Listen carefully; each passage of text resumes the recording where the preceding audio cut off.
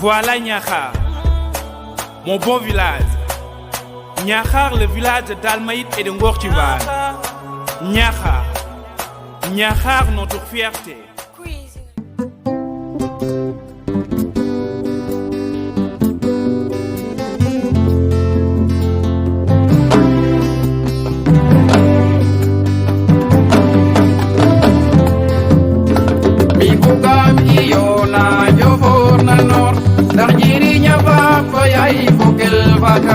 Mi bugam imukatoro betan wamak dar nyirinya sa de fa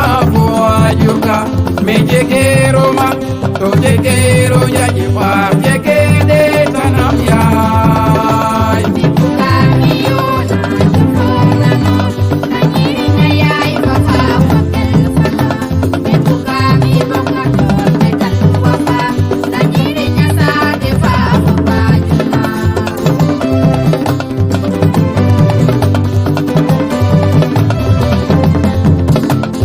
bugam iona jofor na nor dar nyirinya fa payai fokel baka mi bugam imukator betan wafak dar nyirinya sa de fa fo ajurka me jegero ma to jegero janyu fa jegede tanam yai mi bugam iona jofor na nor dar nyirinya yai fa fokel baka mi bugam imukator betan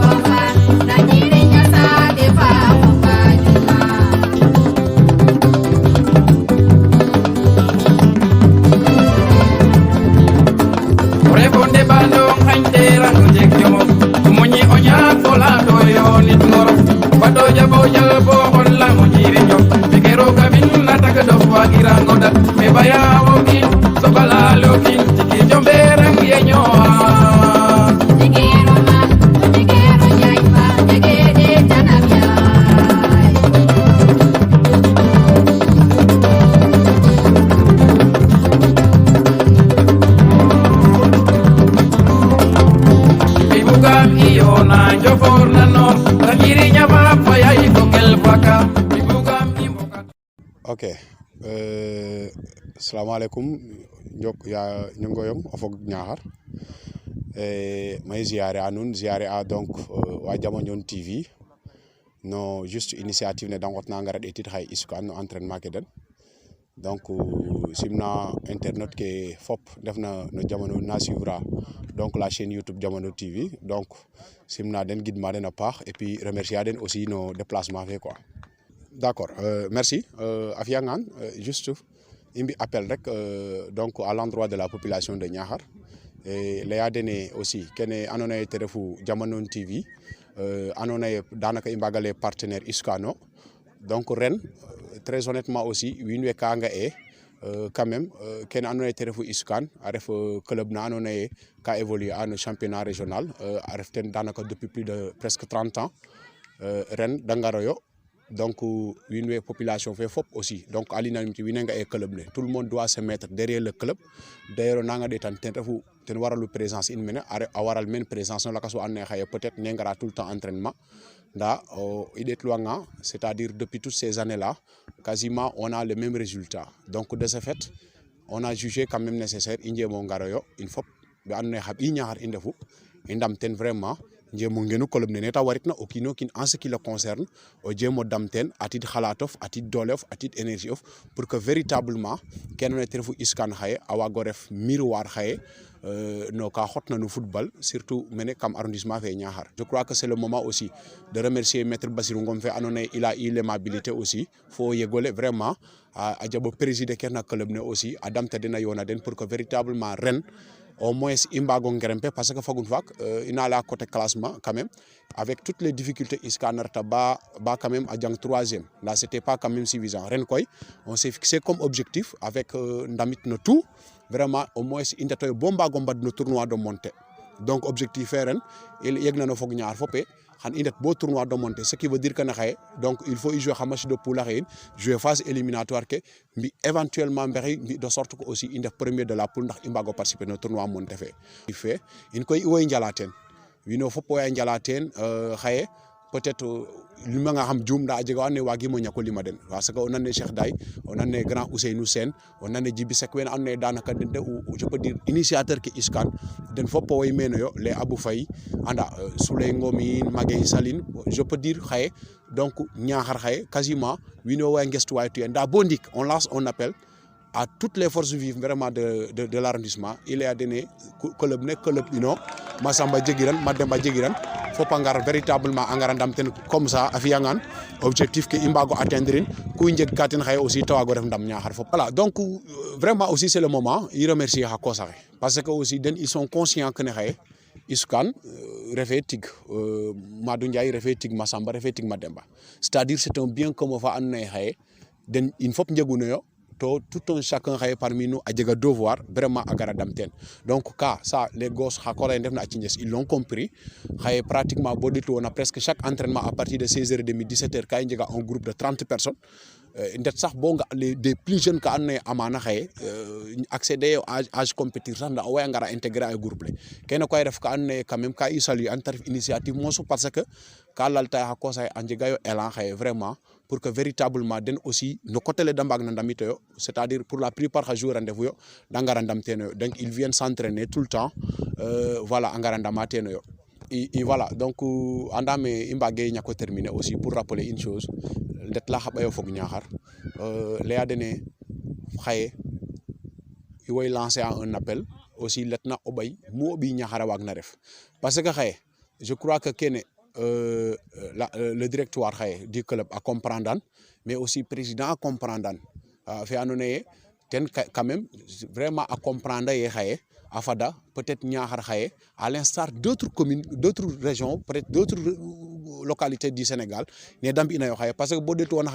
Casa Sport mene inoru bo detu won ñaari tali mene inoru bo detu won Lakas mene inoru alors pourquoi Niakhar wage kaga je crois que Niakhar a jega ressources humaines fait warna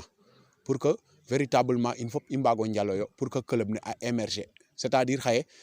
il est yegna ofogole c'est-à-dire nous sommes en championnat régional donc qu'un objectif interview au moins y accéder au tournoi de montée et que véritablement bofo pandam naten imbaga national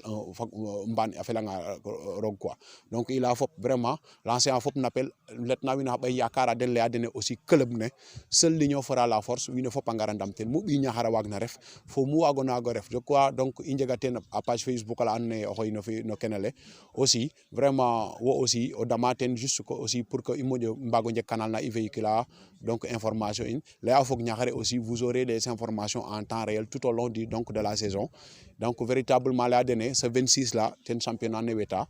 donc ten il commence qu'à premier match in donc au calendrier chargé donc il y a énormément de choses qui nous attendent donc aussi lenga djega aussi on a un manque criard de matériel ici parce que bo de tona xaye ka xotna no matériel fop donc arriva ka ne xaye i soxla ano donc ken i letna ten o bay o fok Niakhar fop no initiative no xalat pour que véritablement ki andona te refu vraiment objectif fait imbagno atteindre quoi en 2022 et que aussi par la même occasion imbago la chance à ces jeunes talents là annoné parce que Niakhar mose manqué talent nda quand même in ke moña sen tout interview au moins talent fait na dana na hakoray awago éclore pour que véritablement imbago njekay international ne xana représenter Niakhar mais représenter le Sénégal dans un sens beaucoup plus large tout le continent africain donc comme na Sadio Mané nambi tuna alakas donc aussi nous avons envie d'avoir des Sadio Mané chez nous pour que vraiment ken ando tervo sport fait ando facteur de développement yo vraiment awago propulser Niakhar aussi teno kerna football a joué son rôle vraiment aussi no kena xotna sa te fe mbamir quoi. Alors assalamu alaikum donc may tuddu coach Thiaw Justin donc je travaille avec may liguey ak Iskan depuis quelques semaines. Donc denk nañ mako amna objectif yo xamné yi fixé wu nañ ko donc ñu ngi ci di liggéey ak groupe bi maintenant dara nak buñ la ko denké donc fo ngay laajte am ay renseignements mais gis naa ne xalé yi vraiment ils se sont engagés amna luñu bëgg té dañoo bëgg yobbu Iskan fo xamné fi mo su fa dem donc ils se sont mobilisés en masse di ñëw entraînement di respecter di mettre du sérieux dans le travail Donc vraiment c'est à saluer. Donc li ñuy xaar ci ñoom mooy juste un peu de sérieux di gën a góorgóorlu parce que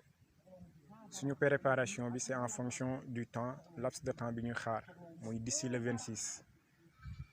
Donc on s'adapte en fonction de ça di leen liggéeyloo di leen waajaloo pour ñu mën a accéder voilà ci conditions yi gën ci compétition bi mën cee àgg fu ñu bëgg dem. Donc maa ngi nuyu population Niakhar yëpp di leen wax ne seen doom yi ñoo fi nekk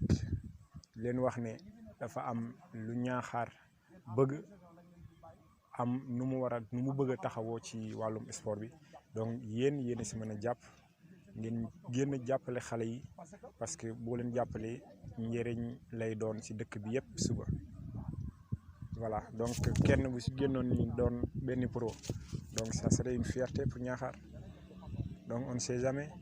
ñun xebuñu loolu te yaakaar nañ ne loolu war nañ ko mën a dem def ko moo tax ñu ngi ci liggéey ak moyens yu ñu am nag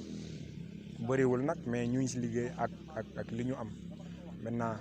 li ñu soxla nag mooy plus de motivation à l'endroit de la population ñu yëg xale yi ñu xam ne voilà xale yi ci li ñuy nekk du ay affaire caaxaan. Voilà Niakhar, mon bon village. Niakhar, le village de Dalmaït et de Ngor Tchimban. Niakhar, notre fierté.